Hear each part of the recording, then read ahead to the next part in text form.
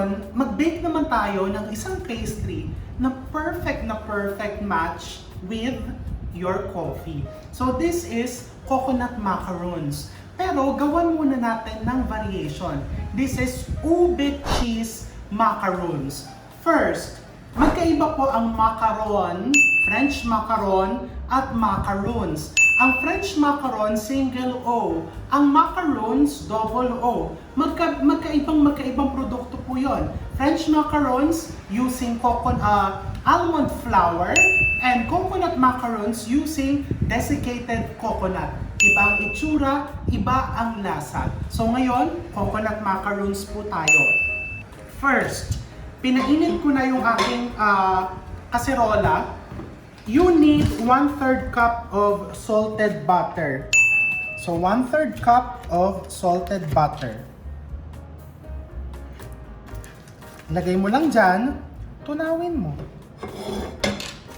And then, kailangan mo din ng isang latang condensed milk, 1 cup of grated cheese, 1 1/2 cups of desiccated coconut, 1/4 cup of all-purpose flour, half a teaspoon of baking powder, isang pirasong itlog, at cupcake pan na nilagyan natin ng cupcake liner. And of course, ube. I like this. This is the new product of Puratos Philippines. This is Ube Deli. Pwede mo yan orderin sa Puratos Philippines through My Bakery app or also available sa mga nearby baking supply stores, no? So, tunawin natin yung ating butter. Pwede mo nang isama actually yung iyong condensed milk. Of course, ang mga recipes na aking sinishare sa inyo, hanggat maaari, hindi po tayo gumagamit masyado ng mga mixer at ng mga complicated na kagamitan. Para naman yung mga wala pa pong mixer, ay pwede nilang gawin ito sa bahay. So, 1 can of condensed milk. So, you just melt the butter. Tunawin mo lang. Ayan, pwede mo siyang hati-hatiin for easier melting. No? Menos din po sa hugasan itong recipe na to kasi lahat ng paghahalo mo dito na mangyayari sa iyong kaserola.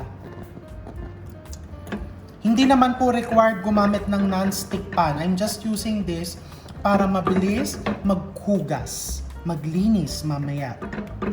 No? So, hindi lang ube yung pwede mong ilagay dyan. You can put different flavors. You want to make coconut macarons with peanut butter, coconut macarons with Nutella, coconut macarons with langka, with dried mangoes. It's really up to you. Kung saan ka masaya, go for it. Ngayon lang, I'm using the ube because aside from it's delicious, it's very popular. No? So, para may diversion naman, hindi palaging ube pandesal, ube cake, para maiba naman, di ba? And ang kagandahan kasi ng macarons, humahaba ang kanyang buhay kahit hindi mo ilagay sa refrigerator. Nakalagay lang sa containers. Tatagal yan 1-2 weeks na nasa labas lang basta nakaseal. Ibig sabihin, magandang pambenta. Wow! No? So pag almost melted na yung butter mo, pwede mo nang ilagay yung itlog, desiccated coconut,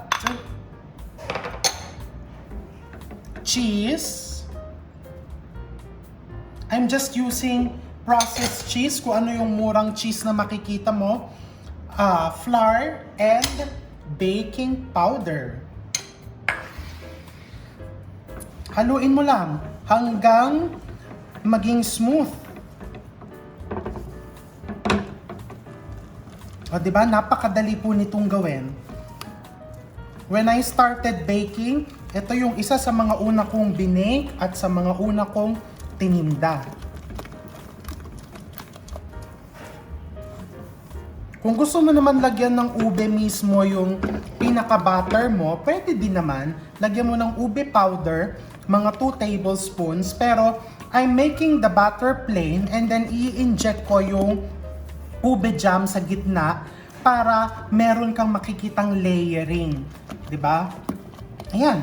Pag smooth na yan, wala ka nang nakikitang buo-buong flour, stop ka na. Kasi pag nasobrahan, titigas po iyan because you will develop the gluten.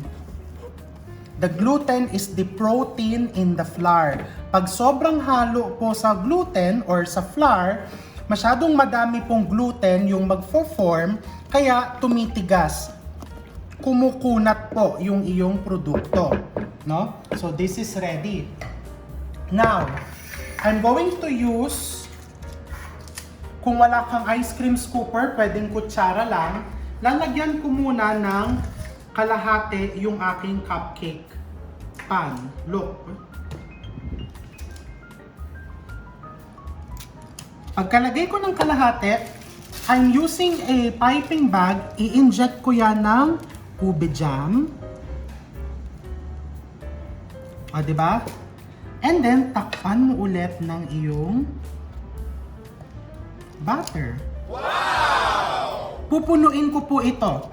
And then pagkapuno niyan, this goes into a 350 degrees Fahrenheit oven for approximately 20 to 25 minutes or hanggat yung ibabaw niya ay medyo firm pagka hinawakan mo. Or syempre, ay mapapaso po ako.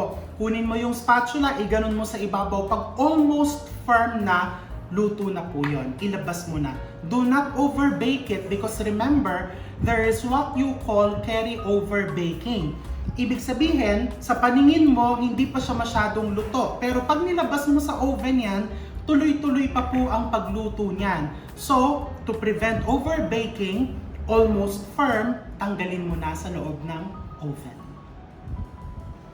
So after approximately 25 minutes, naluto na siya. Mga 14 pieces po ang magagawa niyan. Meron lang mga nag-free taste, kumuha sila. So, eto na yan, pinalamig ko siya ng konti dito sa ating cooling wrap, no? So, papakita ko sa inyo ng malapitan, ha? Tinanggalan ko and then I'm going to cut it. Look at the inside. No? If you can wait 24 hours, bukas po mas masarap pa po yan. So again, i-close up po natin. Pakita nyo yung loob. Very moist.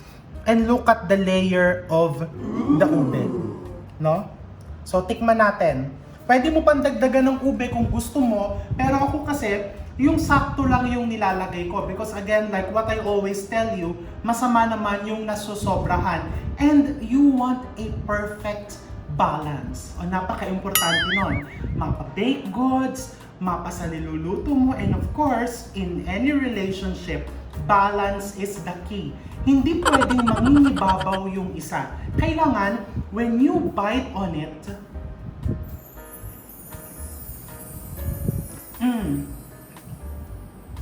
hindi na overpower ng ube yung macarons, and hindi din na overpower ng macarons yung ube.